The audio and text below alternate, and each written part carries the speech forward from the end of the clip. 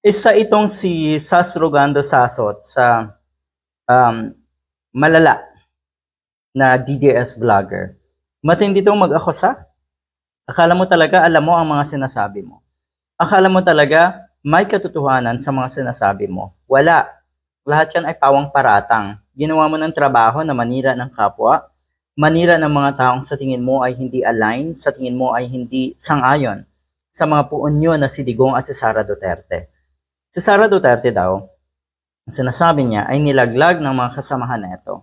Abay dapat lang. Laglagan naman sa inyo talaga.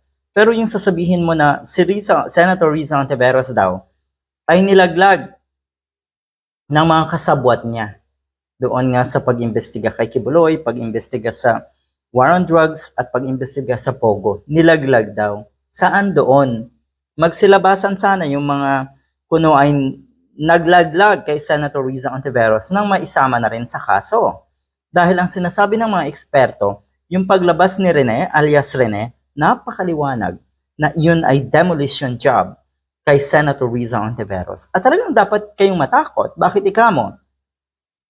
Hindi nyo alam? Nakulong si Digong? Nakulong si Kibuloy? Nadakip si Kibuloy? Tumakas si Harry Roque? At lahat ng yan may kinalaman